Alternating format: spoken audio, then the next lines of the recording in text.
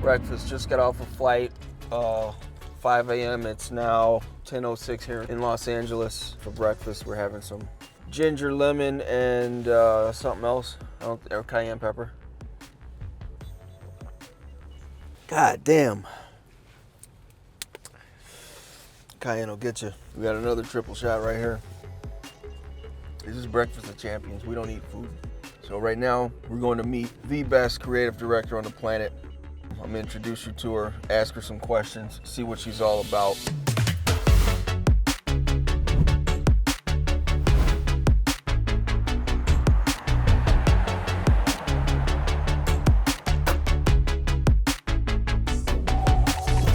All right, so we ran into our old friend Lydia Smyth here. If y'all don't know Lydia, if you've worked with Lydia, or if you work with INDIRAP, you definitely know who she is. She's put together every creative doc, puts together, scripts, voiceovers, coordinates, cast, talent. She literally is anything up front to do with putting together an amazing shoot, all that great content that you see on our site. She's the creative brains behind it, and we're really gonna dig into what goes into her creative process when it comes to putting together an amazing treatment for a client, any kind of client, B2B, B2C, B2G. Lydia's worked with them all. So, Lydia, how did you get started? Well, actually, how'd we meet? We met because I had just graduated IU, or was about to, and wanted to find my next step in a career in video. And I didn't know what that looked like quite yet. My mind was open. I just know I wanted to be creative. I wanted to be able to work actively in production in some way. My strengths are in that creative aspect like you talked about. Yeah. Yes, I have had my hands on camera before, but that's not where my strengths lie. I really am good with ideas, with scripts, with story, even with people. That's where I knew I was strongest, and that's why I wanted to work. So just started looking around at production companies, especially around Chicago, because I was in Indiana at the time, just to find a place that, Indiana, just to find a place that suited me, that felt like I, shared that same energy, that was doing cool stuff, that had nice visuals. Found the INDIRAP website, had a lot of cool videos, and a lot of variety too. I remember that. I remember it stuck out to me that there was corporate stuff, there was more art stuff, there was kind of like commercials, but there's also tech. It was just a good variety, which was what I wanted. Like I wanted to get my hands onto a new thing every day. So I reached out to INDIRAP, but I guess specifically to you. That's when we were at WeWork. Yeah. We were in WeWork. We are at WeWork, which is where I met you for the first time. Yeah. Rolled up. I didn't even live in Chicago yet. Right. But I was planning on moving there. So rolled up. We had a conversation. You were doing subcontractor stuff. That's where you started. Yeah. Yeah. We were throwing you into projects. We threw into some crazy projects. Yeah, I think Seneca was the big first one. Yeah, we threw. So Seneca's a big ass casino project we did. I want to say we turned in about 80 something pieces of content. It was insane. And we had multiple rounds of it too. So we'd give them a giant package of content, and it had a lot of variety to it, whatever. But then the next season would come and they want something different. They want something that responds to the winter or this year's this anniversary or whatever it was. So we'd have another round of content, which was crazy fun. But this is the other thing, like, again, like she said, she came straight out of college, right? I threw her into a project that somebody coming straight from college would have choked on, fucking bombed, destroyed, fell like flat on her face. Because again, Lydia created the process for creative, right? The way the storyboards look, all that good stuff. She literally figured it out and nailed it. We got the shit done. And that's really when I was like, okay, she's the one to take our shit to the next level. Nice. So in terms of like meeting a client and kind of understanding what they do, somebody comes to us and say, hey, we need content and all that kind of stuff. What's your process for understanding who this business is, what they do, and what needs to be created for that company? Yeah, a lot of questions. I think that was something I learned early on, was if I went into something not knowing anything, I could figure it out by the end of the call. But it was just about asking the right questions. Honestly, I think it was on sales calls. I don't think we even called it pre-pro calls at that point. It was more like how you guys were doing it. Like you met the client, you personally would talk to them and like figure out the video and make it happen. So I was coming in trying to figure out how we could elevate that creative process of more than just selling them on something and getting the video done. How do we make it the best video, and how do we plan?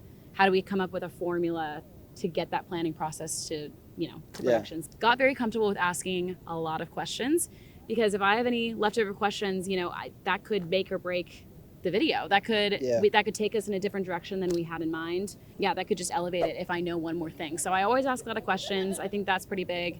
And yeah, like you said, I mean, we kind of did together, but I also, had a hand in it. So thank you for crediting me. But we did it together, figured out the creative process and the creative documents, what those looked like, what we needed to know about the client going into those, what we needed to put together, and how to really involve the client in that as well. Because I think that's important, is as much as that first, now what we call them pre-production calls, we're leading them, we're the ones that are, ideating, asking the right questions. We know the process. We know the best way to do things.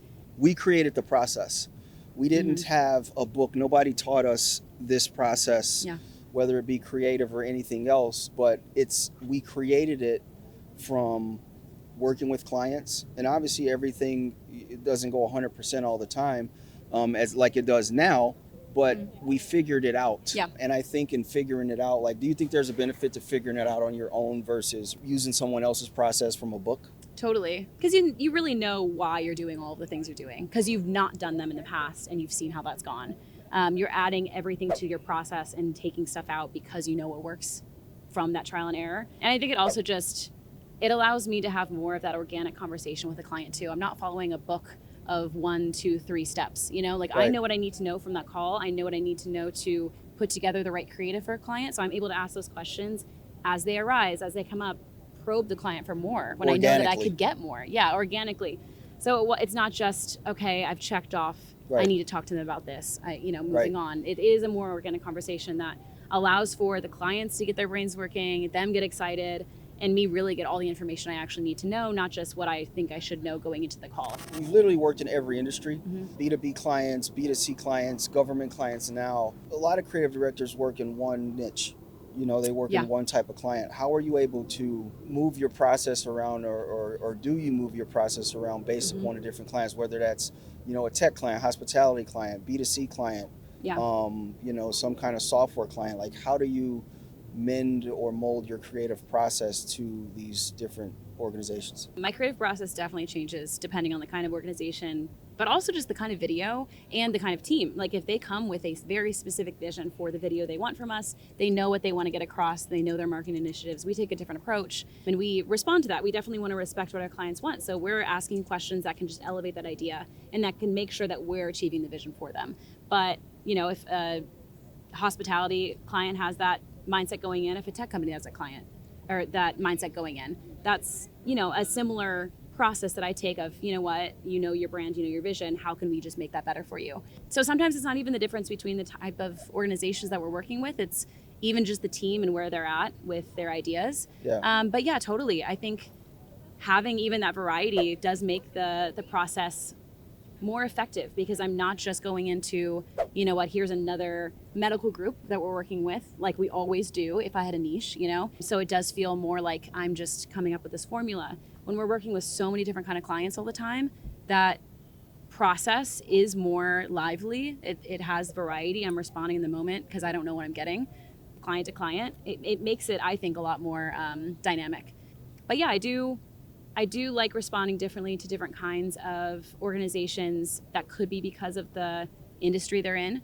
That could be because of the branding that they have. If they're really professional, really clean, versus if they're like quirky, bubbly, that changes how I'm looking at pre-pro, because that creative could go a lot of different ways depending on what that brand wants. For sure. I think that it is fun to respond to all those different kinds of companies, truly respond to them, and not just kind of like inch over our set creative to where they are, but truly look at them and then respond accordingly with all of the tools that we have. And they also, they appreciate that, because they know that you're creating something special for them. Yeah.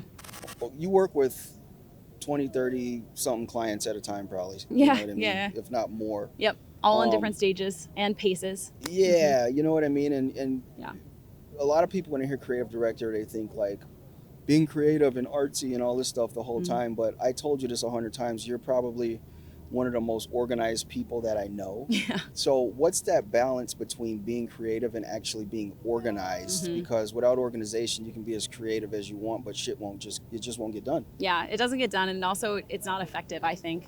Like the organization actually helps me be more creative because I have all my ducks in a row. So then I know the set boundaries of my room to play, whether that's time, if we have 2 weeks with a client or we have longer. Like I need to know that in order to put my plan together in the right time frame. If I have these great ideas, but we don't have the time for it, that's not going to help anyone. Same thing goes for just making sure that everyone's on the same page. I think that's really, really important. Ideas are fantastic, but if the client's not on board with them and I didn't communicate that with them, Right. it's over. So I think that organization just helps me be more creative and also does allow me to effectively handle 20 plus clients at a time in a way that doesn't feel like, yeah, you're my 20th client, I'll deal with you later. Right. Like I want to respond. I want to be actively involved in that creative process with them and help them get to the video that they want and a video that they couldn't even imagine. So being able to track constantly where I need to be with my clients, what we need from them next, those emails that I send out that always have next steps and very clear, like here's where we're at, here's where we need to be, does help us be more creative because then we know the structure that we're in.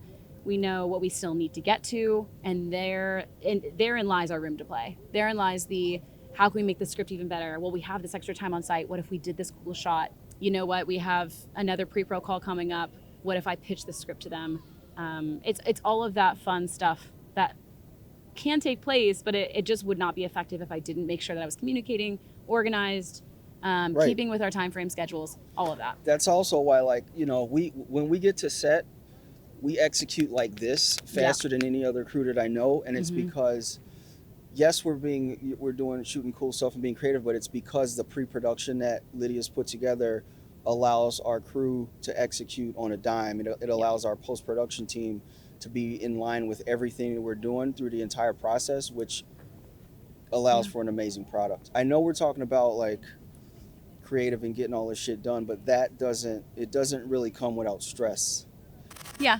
Yeah. So, and I know you're able to smile through the stress a lot of the times. Like, how do you deal with stress, whether that be a client being a fucking nightmare or just having a large workload or script writing and all these other things you do? How do you manage that? Yeah, I think something I've learned recently that I think I've even mentioned to you in the past year is just being honest about where I'm at with you guys, the people that are bringing the clients in, these projects in, and just being aware of where our whole team is at with, stress levels, workload, all of that. Because that way I can be honest with you of like, hey, like we can't take on a rush project right now, or this one's taking a lot of time up. How do we shift focus on this one to be, someone else can take the copy or, whatever. Right. Or just push a timeline back. Totally. Yeah. Just making sure that we are actually delivering the best content for our clients is so key. So being honest about like we can't do it in this short time frame is also key. We can't push past that and just ignore and give them something shitty. So I'm not going to do that.